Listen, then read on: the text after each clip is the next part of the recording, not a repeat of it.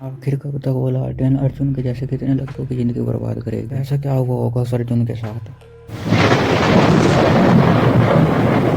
अर्जुन नाम का एक लड़का था जो शहर में नौकरी करता था और वह गांव का लड़का था, जिस वजह से उसे शहर से गांव तक का रोज आना जाना करना पड़ता था। और वह रोज की तरह अपने काम पर निकल जाता है। रोज की तरह वह अपना काम पूरा करने के बाद अपने घर के लिए चलता है, लेकिन आज वो थोड़ी ड्रिंक कर लेता है। टाइम हो रहा था, नशे में होने के कारण वो अपने घर का रास्ता भटक जाता है और उसे बहुत आगे जाके याद आता है कि वो अपने घर का रास्ता भूल चुका है। तभी वो वहाँ से वापस मुड़ के चलने ही लगता है तो उसे हवा में लटके हुए एक लालटेन नजर आती है। उसको लगता है कि मैं नशे में शायद इसलिए दिख रहा होगा। तभी वो लालटेन उसकी बाइक के आगे आके गिर जाती है और अर्जुन उस लालटेन को उठाकर दूर फेंक देता है। और जैसे ही अपनी बाइक पर बैठता है, देखता है वो लालटेन फिर से उसके सामने पड़ी है। और ये सब देखने के बाद उसे थोड़ा डर लगता है, लेकिन वो इस चीज को इग्नोर करके जैसे अपनी बाइक स्टार्ट करता है, उसकी गाड़ी स्टार्ट नहीं होती। बहुत कोशिशों के बाद भी वो ट्राई करता है, लेकिन उसकी गाड़ी स्टार्ट होने का नाम नहीं लेती। और वो हार कर बाइक से नीचे उतरता है और तभी उसे लालटेन को उठाकर चारों तरफ देखता है कि कहीं पर कुछ ऐसा दिख जाए जिससे वो अपनी गाड़ी को सही कर सके, उसे कुछ मदद मिल सके। तभी उसे थोड़ी सी दूर पर कुछ घर दिखते हैं जिनके अंदर उसे हल्की हल्की रोशनी दिखती है। उस लालटेन को उठाकर उन घरों की ओर चल देता है और जब वह उन घरों के पास जाता है तो देखकर और ज्यादा डर जाता है, क्योंकि घरों पर कुछ लाल रंग से निशान बने हुए थे। तभी अचानक से एकदम बारिश होने लगती है, जिस कारण वो एक घर में घुस जाता है। घर में चूल्हे पर एक बूढ़ी औरत बैठी होती है, जिसका मुंह चूल्हे की तरफ होता है और पीठ अर्जुन की तरफ होती है।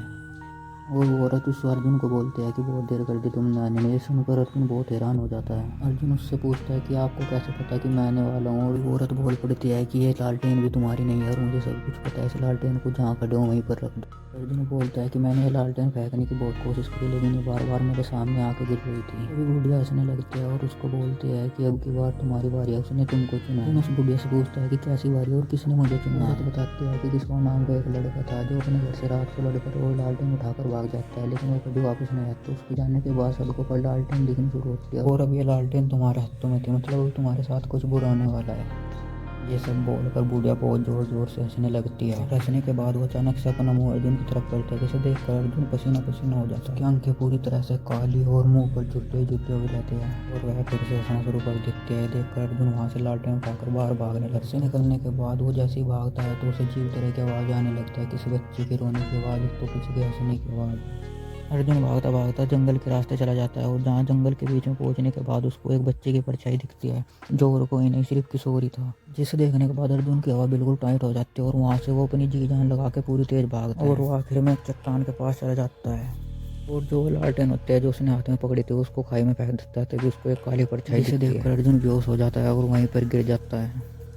और जब सुबह उसकी आँख खुलता है तो कुछ लोग उसके पास खड़े थे, लेकिन वो हैरान रह जाता है क्योंकि जो लालटेन उसने खाई में फेंकी थी वो अब भी उसके पास ही पड़ी थी और जल रही थी। अर्जुन को चोट लग चुकी थी और उसको वे लोग अस्पताल में लेकर पहुंचते हैं, जहाँ उसे पता चलता है कि उसने अपनी दोनों टांगों को खो दिया है। उस रात के हादसे को कभी नहीं भूल सकता। अर्जुन को अब भी वो हादसा याद आ जाता है और उसे डर रहता है कहीं वो लालटेन किसी दूसरे को ना चोट पहुँचा दे।